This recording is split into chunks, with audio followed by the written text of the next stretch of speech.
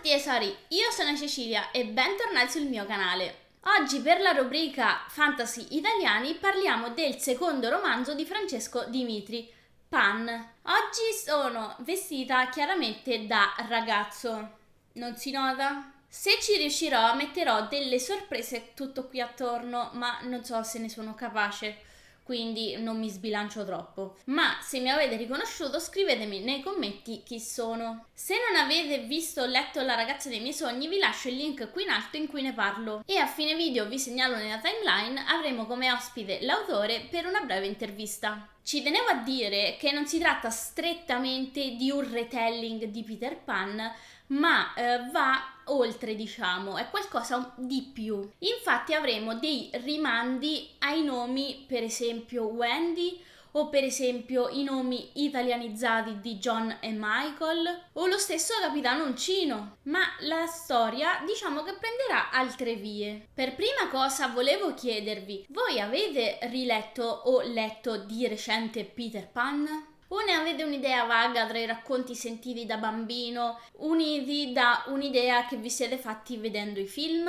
Ammetto che forse io non l'avevo mai letto veramente, perché anche se alle medie con la scuola abbiamo fatto una recita in cui tra l'altro io facevo campanellino, non penso di averlo letto nella sua interezza. Comunque sì, io sono andata a rileggerlo, o meglio l'ho ascoltato in audiolibro qui su YouTube. Se riesco vi lascio il link qui sopra del canale dove l'ho ascoltato. E sinceramente l'ho trovato abbastanza agghiacciante. Peter Pan ha chiaramente origine dal dio Pan. Infatti, tra le altre cose, lo sentiremo anche suonare il flauto. È un personaggio egoista, orgoglioso, presuntuoso e dalla moralità dubbia. I bambini perduti invece sono anche peggio, perché sono descritti sia come innocenti che come senza cuore. E se ci fate caso, se spesso lasciate i bambini da solo diventano anche un po' crudeli. Lo stesso Pan dice che se si accorge che i bambini stanno crescendo, li sfoltisce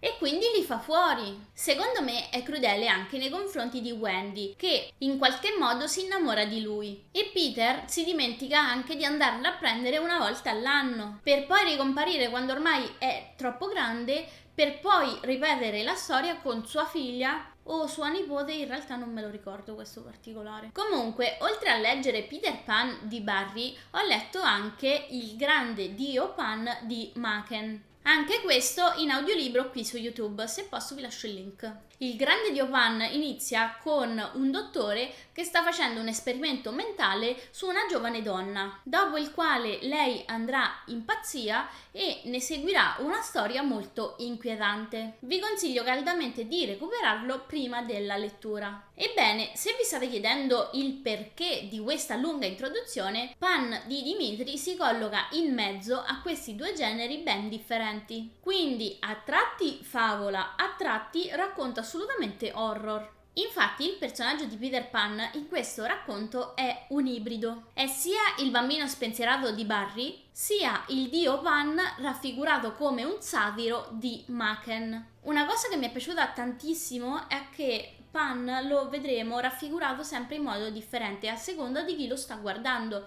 Infatti ogni persona lo percepisce in modo differente e si contrappone al suo nemico, Capitano Uncino, che è raffigurato anche come Greyface, una divinità minore. E quindi avremo questo scontro tra divinità nella città di Roma, che sarà sia sul piano fisico che sul piano morale. Infatti noi cercheremo di vedere o capire questo scontro ed essere assolutamente combattuti da che parte stare, perché non è scontato. Soprattutto all'inizio, in cui personalmente sono stata dalla parte di Uncino, poi sono stata da tutt'altra parte, diciamo la parte di Dagon, lo scoprirete leggendo.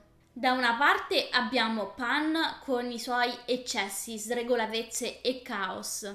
Dall'altra abbiamo Greyface che bandisce ogni forma di divertimento e incanala tutto nell'ordine e nel controllo. Come disclaimer, non sono tutte rose e fiori, infatti mischiando il genere per ragazzi all'horror è venuto un ibrido in cui la violenza la fa da sovrana e quindi non è adatto a tutto il pubblico o a tutte le sensibilità. Un altro argomento che verrà toccato marginalmente ma che credo sia di vitale importanza è come sono descritte le fate, motivo per cui inserirò questo libro anche nella rubrica riguardante i Fée.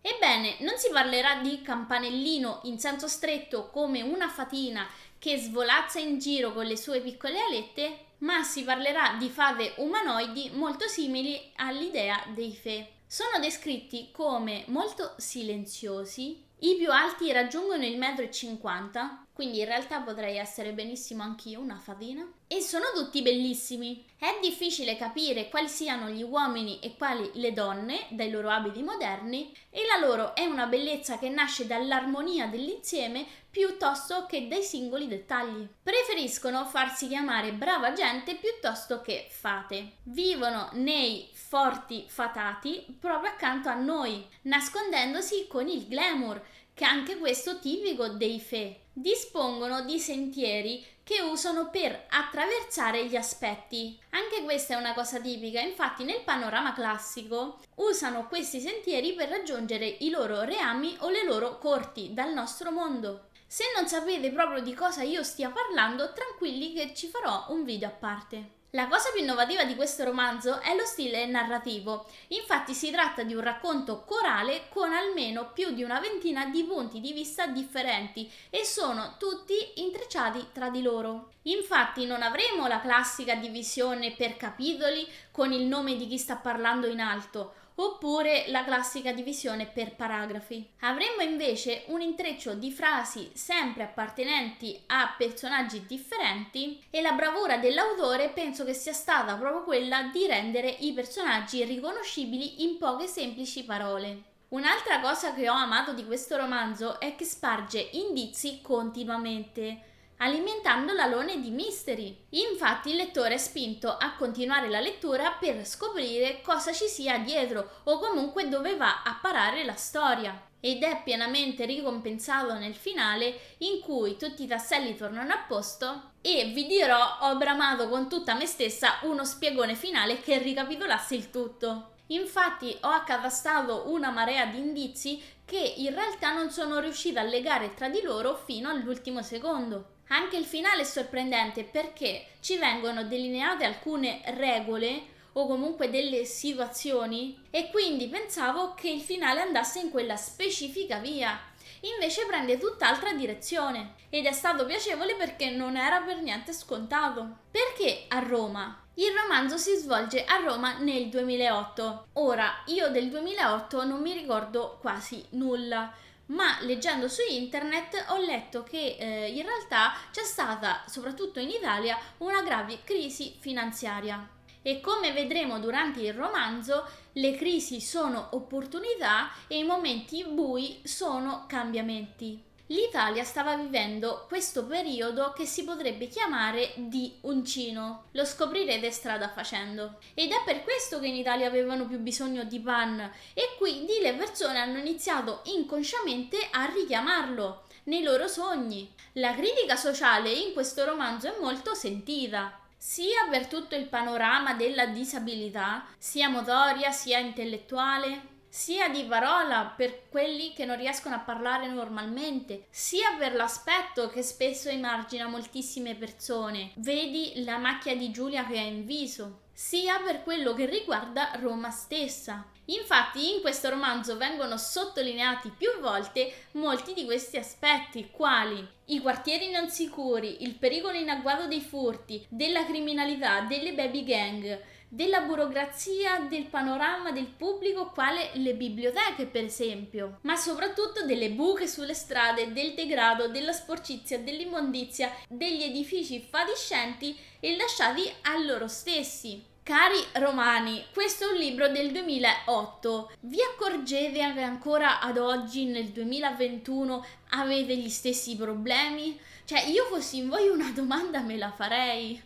Molto forte anche in questo libro il tema delle religioni. Infatti, se nella ragazza dei miei sogni c'era solo Dagon che credeva a tutto quello che è nel panorama occulto e la magia, qui abbiamo anche un culto pagano. Vi dirò, questa cosa per come è stata spiegata l'ho trovata molto convincente e proprio si percepisce questa voglia di lottare contro le costrizioni morali delle altre religioni.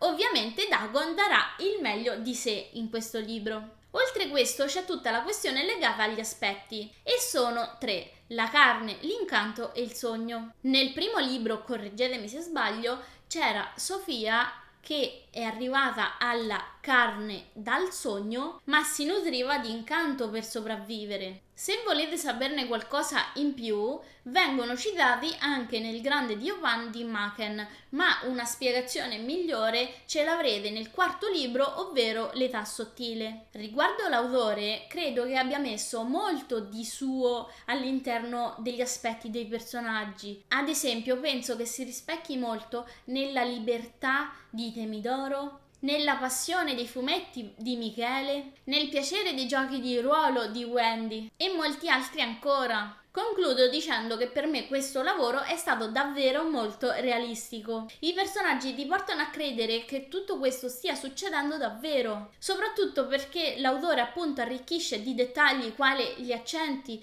quali la realtà della vita quotidiana, e questo è di fondamentale importanza per credere di essere davvero in un urban fantasy. Davvero un lavoro ben riuscito. E caro editore, se mi stai ascoltando, fai uscire al più presto una ristampa, perché questo libro, oltre ad essere fuori catalogo, è anche introvabile, quindi ho dovuto prenderlo in prestito per leggerlo. Detto questo, passiamo alla parte spoiler tra 3, 2, 1.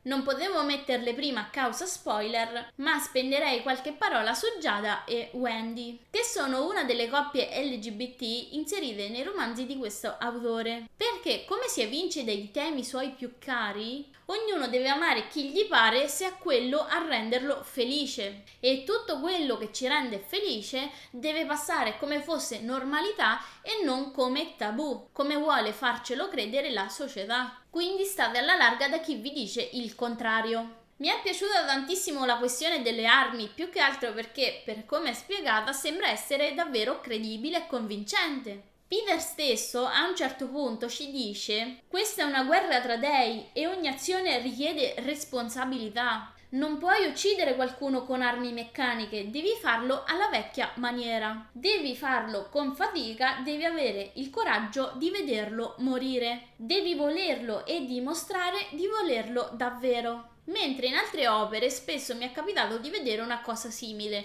ma senza una spiegazione dietro sembrava un po' una cosa confusionaria. Mi sono piaciuti tanto anche i rimandi alla ragazza dei miei sogni e ad Alice nel paese della vaporità, che tra l'altro questi ultimi sono davvero tanti. Ho amato le spiegazioni della lotta tra Pan e Greyface, che dura nei secoli, come se rappresentassero una specie di archetipo di quello che è successo nella nostra storia. Tutto inizia con Pan che arriva a Roma con Evandro, e proprio il primo scontro ci sarà quando inizia a diffondersi il cristianesimo, che spazza via la cultura romana con i suoi costumi e libertà e lascia il posto a moralismo e bigotteria. Oppure quando nei secoli l'incanto si spense, ma arrivò il periodo del Rinascimento che portò le prime riprese, con tutti i suoi maghi, i musicisti, i sensualisti. Ma ecco che Greyface torna di nuovo all'attacco e inventa l'illuminismo, in cui si dà spazio solo alla moralità e alla ragione. In questa occasione non furono più i mistici a richiamarlo indietro, ma furono gli scrittori, quali John Keats e Percy Shelley, e tutti parlavano del grande dio Pan. E proprio quella volta fu in Inghilterra che lo riportarono nella carne. C'era l'industria che si stava trasformando in un colosso, ma sotto al fumo delle fabbriche, nella sporcizia delle strade londinesi, c'era un nuovo tipo di creatività, un nuovo tipo di passione, e da qui a poco più di un secolo torneranno Pan e Greyface a darsi battaglia. Questa volta la lotta fu davvero molto dura, tanto che stava influenzando troppo il nostro mondo, ed è qui che intervenne un mago,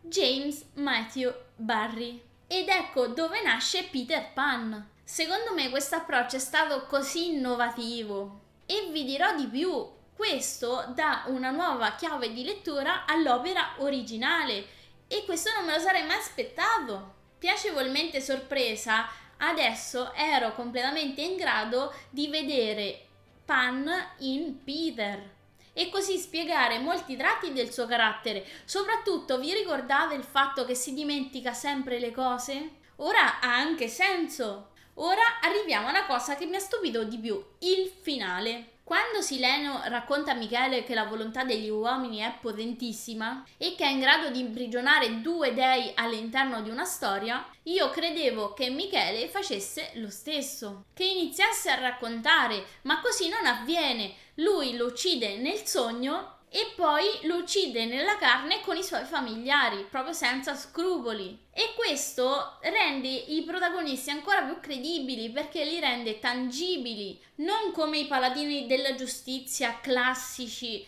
che non sono affatto credibili, ma mossi appunto da questi sentimenti spesso contrastanti e grigi. Penso di aver detto tutto quello che volevo dire e passiamo all'intervista. Domanda numero 1. Prima di leggere Pan mi sono preparata leggendo Peter Pan di Barrie e Il grande dio Pan di Arthur Machen. In quest'ultimo vengono citati la carne, il sogno e l'incanto. È da qui che hai preso l'ispirazione sia per questi temi che per dare forma a Pan?